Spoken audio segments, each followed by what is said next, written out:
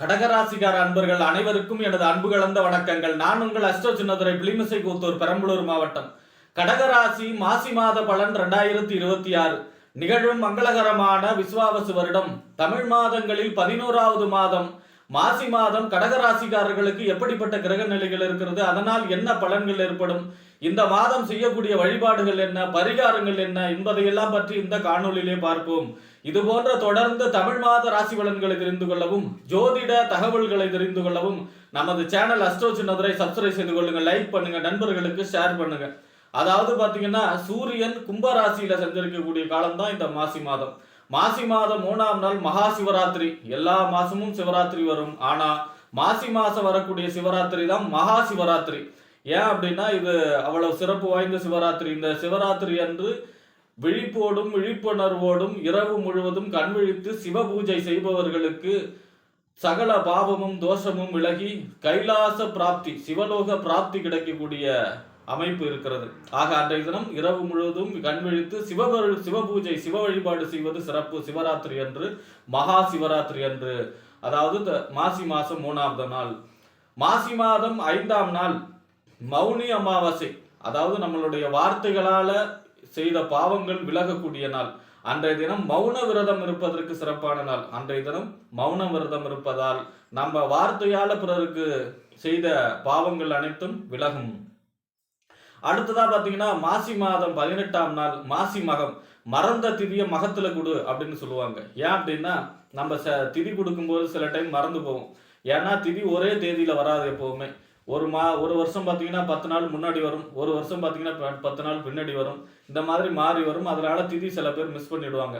ஆனா இந்த அதுங்க இப்படி மிஸ் பண்றவங்க அல்லது எல்லாருமே பார்த்தீங்கன்னா இந்த மாசி மகத்துல திதி, அதாவது முன்னோர்களுக்கு திதி தர்ப்பணம் சிரார்த்தம் செய்வதற்கு மிக அற்புதமான நாள் மாசி மகம், மகாமகம் அப்படின்னு சொல்லுவாங்க. மகாமகங்கிறது அடுத்த வருஷம் வரும். குரு சிம்ம ராசியில சஞ்சரிக்கக்கூடிய காலம்தான் மகாமகம்.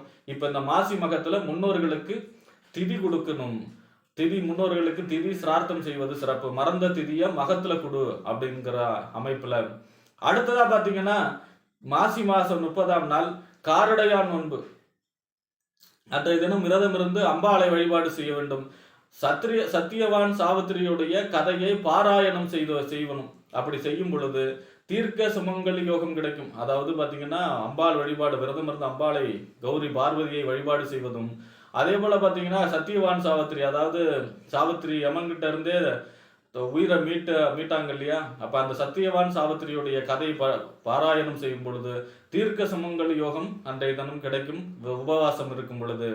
ஆக இப்படிப்பட்ட சிறப்பு வாய்ந்த இந்த மாசி மாதத்திலே கடகராசியை பொறுத்த வரைக்கும் உங்க ராசிக்கு வாக்கு, தனம், குடும்பம், வருமானம் அப்படின்னு சொல்லக்கூடிய 2ஆம் இடத்து அதிபதி சூரியன் இந்த மாசம் ஃபுல்லாவே 8ஆம் இடத்துல செஞ்சிருக்கிறார்.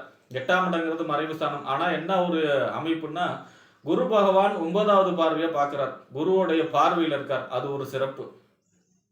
மற்றபடி பாத்தீங்கன்னா குரு இந்த மாசி மாசம் 27ஆம் தேதி வக்ர நிவர்த்தி பெற்று நேர்கதியில செஞ்சிருக்க போகிறார். அதனால பாத்தீங்கன்னா குருவுடைய குரு பார்க்க கோடி தோஷ நிவர்த்தி. அந்த அடிப்படையில கெடுபலன் நடக்காது. அதாவது 2ஆம் இடத்து அதிபதி 8ல இருக்காரு அப்படின்னா குடும்பத்துல சண்டை சச்சரவு, கொடுக்கல் வாங்கல்ல பிரச்சனை, பணம் கேட்ட இடத்துல கிடைக்காது, வர வேண்டிய தொகை சேராது, இந்த மாதிரியான கொடுத்த வாக்கை காப்பாற்ற முடியாத சூழ்நிலை, இந்த மாதிரியான பிரச்சனைகள் இருக்கும். குடும்பத்துல கலகம் ஏற்படக்கூடிய அமைப்பு இருக்கும். 2ஆம் இடத்து அதிபதி 8ல இந்த மாசம் சஞ்சரிக்கிறார். அப்ப சிவ வழிபாடு செய்வது இந்த மாசம் யோகத்தை செய்யும்.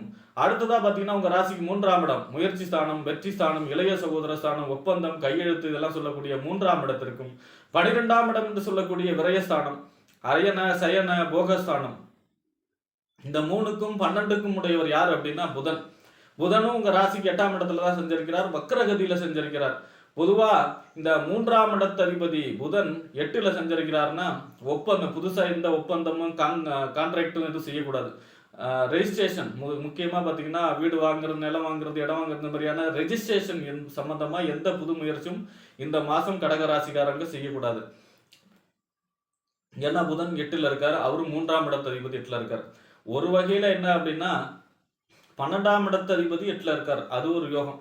அதாவது ஒரு மறைவு ஸ்தான அதிபதி மற்றொரு மறைவு ஸ்தானத்துல இருந்தா கெட்டவன் கெட்டிடில் கெட்டிடும் ராஜயோகம். அந்த அடிப்படையில யோகத்தை செஞ்சாலும் 3ஆம் அதிபதி 8ல இருக்கிறதுனால பத்திரப்பதிவு, டாக்குமெண்ட் இந்த மாதிரியான விஷயங்களை தவிர்ப்பது நல்லது. அடுத்ததா பாத்தீங்கன்னா புதன் 8ஆம் இடத்துல இருக்கும் பொழுது மகாவிஷ்ணு வழிபாடு, அதாவது பாத்தீங்கன்னா இந்த மாசம் சிவ வழிபாடு, அடுத்தது மகாவிஷ்ணு வழிபாடு. மகாவிஷ்ணுவை புதன்கிழமையிலே சென்று நெய்விளக்கு ஏற்றி வழிபாடு செய்வது சிறப்பு. அடுத்ததா பாத்தீங்கன்னா உங்க ராசிக்கு 4ஆம் இடம், வீடு வண்டி வாகனம் மனை தாயார் சொத்து சுகஸ்தானம்.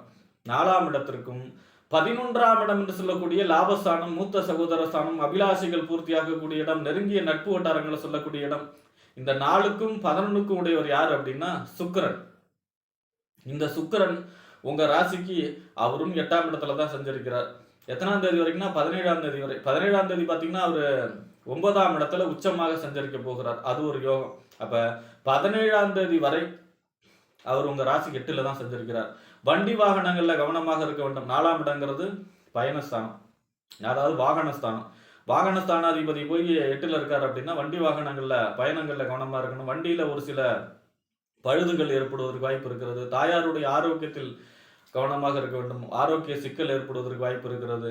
அதே போல பாத்தீங்கன்னா 4ஆம் இடத்த அதிபதி சொத்து சுகம் இல்லையா, சொத்து சுகம் நில இட சம்பந்தமான பிரச்சனைகள் ஏற்படுவதற்கு வாய்ப்பு இருக்கிறது. 11ஆம் இடத்த அதிபதி 8ல இருக்காரு அப்படின்னா மூத்த சகோதரிடம் ஒட்டி கொடுத்து செல்ல வேண்டும். மூத்த சகோதர வழி ஒரு சில விரிசல்கள் பிரச்சனைகள் ஏற்படுவதற்கு வாய்ப்பு இருக்கிறது. அதே போல பாத்தீங்கன்னா இவர் 17ஆம் தேதிக்கு அப்புறம் 9ஆம் இடம் பாக்கியஸ்தானம், தந்தை ஸ்தானம், தொலைதூர பயணம், உயர்கல்வி ஸ்தானத்துக்கு போகும்போது மிக அற்புதமான பலனை செய்வார். ஏன்னா அவர் 4ஆம் அதிபதி, 11ஆம் இடத்த அதிபதி. 11-9 எப்பெல்லாம் சம்பந்தப்படுதோ பொருளாதார சம்பந்தமான திடீர் நன்மைகள், திடீர் அதிர்ஷ்டம், எதிர்பாராத நன்மையும் சொல்லக்கூடிய அமைப்புல இருக்கும். ஆக 17ஆம் தேதி வரை மகாலட்சுமி வழிபாடு செய்ய வேண்டும். வெள்ளிக்கிழமையிலே தாயார் சன்னதிக்கு சென்று, பெருமாள் கோயிலே தாயார் சன்னதிக்கு சென்று நெய்விளக்கேற்றி வழிபாடு செய்ய வேண்டும். ஆக 17ஆம் தேதி வரை சுக்கிரனும் அனுகூலமா இல்லை. பின்பகுதியில் யோகத்தை கொடுக்கக்கூடிய அமைப்புல இருக்கார். மாதத்துடைய பிற்பகுதி ஓரளவு நன்மையாக இருக்கிறது. அடுத்ததா பாத்தீங்கன்னா உங்க ராசிக்கு 5ஆம் இடம் புத்திரஸ்தானம், புத்தி, சிந்தனை, செயல்திறன், பதவி, விளையாட்டுன்னு சொல்லக்கூடிய 5ஆம் இடத்திற்கும் 10ஆம் இடம் என்று சொல்லக்கூடிய தொழில், புகழ், அந்தஸ்து, கௌரவம், இந்த 5க்கும் 10க்கும் உடையவர் யாரு அப்படின்னா செவ்வாய் உங்க ராசிக்கு முதல்ல 7ஆம் இடத்துல சஞ்சரிக்கிறார் 11ஆம் தேதி வரை. 7ஆம் இடத்துல சஞ்சரிப்பது யோகம். 5-7 எப்பெல்லாம் சம்பந்தப்படுதோ திருமணம் சம்பந்தமான முயற்சிகள் கைகூடும். குழந்தை பிறப்பு இருக்கும். கரு உண்டாகக்கூடிய அமைப்பு, பதவி பொறுப்பு கிடைக்கக்கூடிய அமைப்பாக இருக்கும். அதே 10ஆம் இடத்த அதிபதி 7ல இருக்காருன்னா தொழில் கூட்டு. 10ஆம் இடம்ங்கிறது தொழில், 7ஆம் இடம் கூட்டு தொழில். தொழில் சம்பந்தமான புதிய ஒப்பந்தங்கள், தொழில் சம்பந்தமான ஒரு வளர்ச்சி, இந்த மாதிரியான யோக பலன் சொல்லலாம். ஆனா 11ஆம் தேதிக்கு பிறகு அந்த செவ்வாயும் 8ல மறைகிறார். நில இட சம்பந்தமா பிரச்சனைகள் வருவதற்கு வாய்ப்பு இருக்கிறது. வண்டி வாகனங்கள்ல பயணங்கள்ல கவனமாக இருக்க வேண்டும். தொழிலிலே போட்டி பொறாமைகள் ஏற்படுவதற்கு வாய்ப்பு இருக்கிறது. பூர்வீகத்திலே ஒரு சில பிரச்சனைகள், பூர்வீக சொத்து சம்பந்தமா பிரச்சனை ஏற்படுவதற்கு வாய்ப்பு இருக்கிறது. அதே போல பாத்தீங்கன்னா 5ஆம் இடம்ங்கிறது புத்திரஸ்தானம். குழந்தைகளுடைய ஆரோக்கியத்தில் அக்கறை செலுத்த வேண்டும். வீட்டிலே வயதானவர்களுடைய ஆரோக்கியத்திலும் அக்கறை செலுத்த வேண்டும். ஆக 11ஆம் தேதிக்கு பிறகு செவ்வாய் 8ல மறைகிறதுனால உங்களுக்கு முருகப்பெருமானுடைய வழிபாடு செய்ய வேண்டும். இந்த மாதம் செவ்வாய்க்கிழமையில முருகப்பெருமானையும் வழிபாடு செய்ய வேண்டும். அடுத்ததா பாத்தீங்கன்னா உங்க ராசிக்கு இந்த மாதம் 8ஆம் இடம் வலுவடைகிறது. மாதத்தோட பிற்பகுதியில பாத்தீங்கன்னா 17ஆம் தேதிக்கு அப்புறம் சுக்கிரன் 9ஆம் இடத்துல உச்சமாக சஞ்சரிக்கிறார். இது மட்டும்தான் உங்களுக்கு யோகம். இந்த மாதம் பெரும்பாலான கிரகங்கள் 8ல சூரியன், 8ல செவ்வாய், 8ல புதன், 8ல ராகு, 8ல சுக்கிரன், இந்த மாதிரியான பெரும்பாலான கிரகங்கள் மாதத்தோடைய முற்பகுதியில 8லேயே சஞ்சரிக்கிறதுனால இந்த மாதம் கடகராசிக்காரர்கள் புது முயற்சிகளை தவிர்க்கணும். புது முயற்சிகள் பெரும்பாலும் தவிர்ப்பது தான் நல்லது. ஏன்னா 8ஆம் இடம் வலுவடையும் பொழுது நம்ம எந்த விதமான புது முயற்சியும் எடுக்கக்கூடாது. அதிலும் குறிப்பாக குரு பார்வை இருந்தா கூட நம்ம இருக்கிற ரொட்டேஷனா போய்கிட்டு இருக்கிற வேலையை மட்டும் செய்யணும். ஏன்னா 8ஆம் இடம் வலுவடைகிறது. நம்பிக்கையின் பேர்ல இந்த மாதம் எதுவும் செய்யக்கூடாது. யாராவது வருவாங்க, 1 லட்சம் கொடுத்தா 10 லட்சம் கொடுக்கும், 10 லட்சம் கொடுத்தா 20 லட்சம் கிடைக்கும் அப்படிங்கிற மாதிரி ஒருத்தனை ஏமாத்தணும்னா அவங்க கிட்ட கருணை எதிர்பார்க்க கூடாது. அவன் ஆசையை தூண்டணும். அப்படி ஆசையை தூண்டி உங்களை ஏமாத்த யாராவது வருவாங்க. அதெல்லாம் கவனமாக இருக்க வேண்டும். ஆக இந்த மாதங்கிறது வழிபாடு பரிகாரங்கள் செய்து ரொட்டீனான வாழ்க்கை என்ன வேலை செய்யறோமோ அதை செஞ்சுக்கிட்டு இருக்கணும். ஆக இந்த மாதம் புது முயற்சிகளை இந்த கடகராசிக்காரர்கள் மாசி மாதத்தை தவிர்ப்பது நல்லது. புது முயற்சிகள் செய்யணும் அப்படின்னா மாதத்துடைய பிற்பகுதி 17ஆம் தேதிக்கு பிறகு செய்யும் பொழுது உங்களுக்கு யோககரமான மாதமாக மாசி மாதம் கடகராசிக்காரர்களுக்கு அமையும் என்று கூறி விடைபெறுகிறேன். நன்றி, வணக்கம்.